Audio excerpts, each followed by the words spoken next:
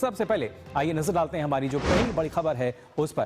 खासतौर से अगर हम बात करें बिहार विधानसभा चुनाव को लेकर, आप देख सकते हैं फिर चाहे महागठबंधन की बात की जाए या खासतौर से एनडीए की हम बात करें, आज के समय में दोनों ही दल जो है और इनके सहयोगी दल वो अपनी कोशिशों में लगे हुए हैं कि किस तरीके से अलग अलग दावे किए जाएं, वादे किए जाएं और किसी भी तरह जो चुनावी रण है उसको जीता जा सके। अब ज्यादा जो दिन है वो उसमें बचे नहीं है। ऐसे में हम अगर बात करते हैं एनडीए की, तो एनडीए की तरफ से संकल्प पत्र जो है वो आज जारी कर दिया गया जाएं और किसी भी तरह जो चुनावी रण है उसको जीता जा सके। अब ज्यादा जो दिन है वो उसमें बचे नहीं है। ऐसे में हम अगर बात करते हैं एनडीए की, तो एनडीए की तरफ से संकल्प पत्र जो है वो आज जारी कर दिया गया है, जिसमें कई ऐसे दावे किए गए हैं, कई ऐसे वादे किए गए हैं जो कि कहीं ना कहीं बिहार की तस्वीर को पूरी तरीके से बदल कर रख देंगे। और इसके साथ साथ महागठबंधन की भी अगर बात की जाए, उन्होंने तेजस्वी प्रण जो है वो जारी किया था, उसमें भी कई ऐसी बातें कही गई थी कि वो भी मादा रखते हैं, लोगों को यहाँ पर नौकरी देने की बात भी कही गई थी,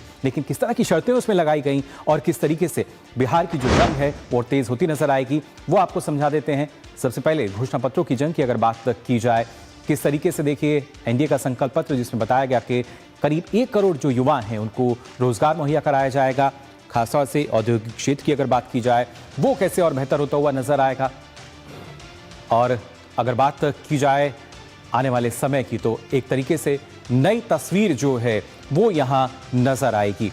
उसके साथ साथ इस संकल्प पत्र में बताया गया है कि कैसे जो महिलाएं हैं उनका और सशक्तिकरण होता हुआ नजर आएगा। युवाओं की बात की गई है, महिलाओं की बात कही गई है, गरीबों की बात कही गई है।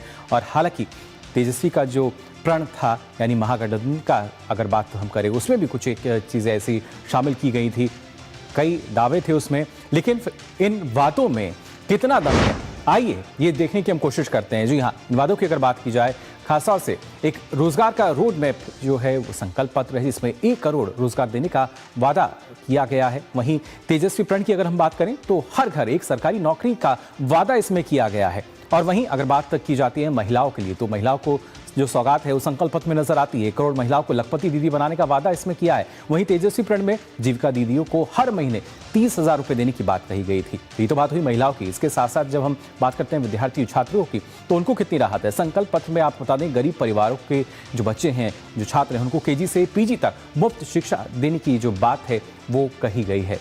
इसके साथ साथ तेजस्वी के प्रण की अगर बात की जाए, तो यहाँ भी हमने देखा था सरकारी स्कूलों में शिक्षक भर्ती में तेजी और स्कॉलरशिप की बात कही गई थी।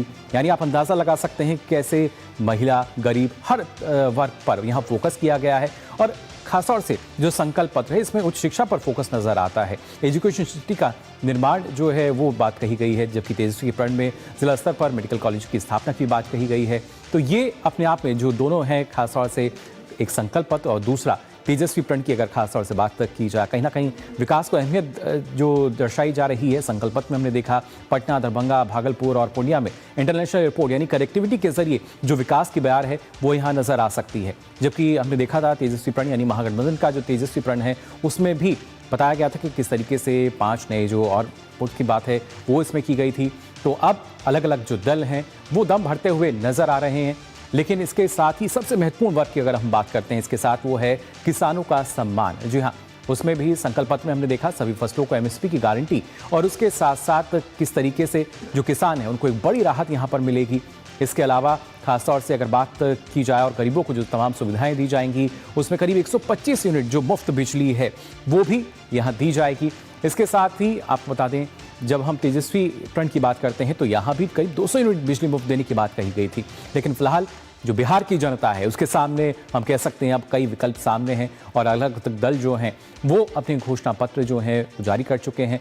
और एनडीए की तरफ से लगातार जो बात कही जा रही थी वो संकल्प पत्र में भी हम देख सकते हैं, हमें देखने को मिलती है। जबकि महागठबंधन का जो तेजस्वी प्रण है उसमें भी हमने देखा किस तरीके से जो महागठबंधन है वो दम भरता हुआ नजर आया जीत का। लेकिन क्या वाकई प्रण जो है और संकल्प पत्र जो है कितना ज़्यादा हम कह सकते हैं बिहार को और बदलते हुए नजर आएंगे, इस पर आपको हम जानकारी देंगे। और हमारे संवाददाता मधुरेश फिलहाल हमारे साथ जुड़ चुके हैं। मधुरेश, जानना चाहेंगे आपसे, हमने देखा जो एनडीए का संकल्प पत्र है करीब 24 से 25 उसमें मुख्य बिंदु हैं और अगर देखा जाए तो वाकई एक विकसित बिहार की जो झलक है उस संकल्प पत्र में नजर आती है।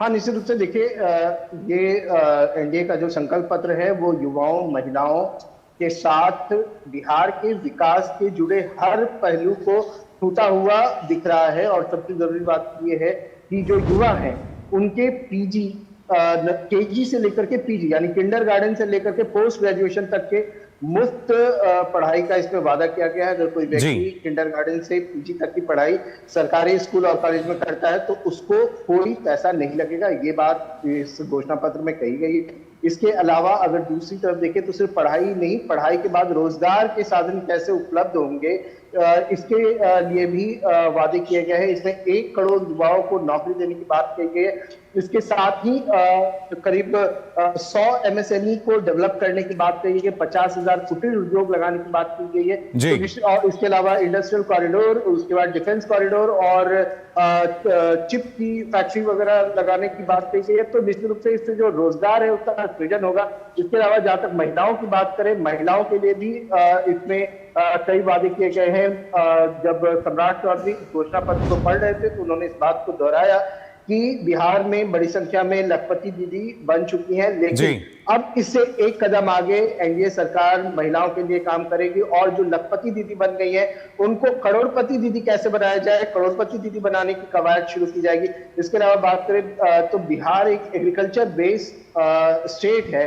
यहाँ एग्रीकल्चर 1 लाख करोड़ रुपए के इन्वेस्टमेंट की बात कही गई है। इसके अलावा जो मत्स्य पालन करते हैं उनकी सहायता राशि को 4500 रुपए से बढ़ा करके 9,000 रुपए करने की बात कही गई। इसके अलावा किसान सम्मान निधि की राशि को भी बढ़ाने की बात कही गई। तो ओवरऑल में जब आप पूरे घोषणा पत्र को देखते हैं, ओवरऑल में जब आप घोषणा पत्र की एनालिसिस करते हैं तो आप देखते हैं कि किस तरीके से बिहार का डेवलपमेंट हो, किस तरीके से बिहार में लोगों का विकास हो, इस पे पूरा फोकस किया गया। एक दूसरी जो महत्वपूर्ण बात है वो ये है कि घोषणा पत्र में माता सीता के मंदिर निर्माण से जुड़ी हुई भी घोषणा की गई है। सीतापुरम बनाने की बात कही गई है।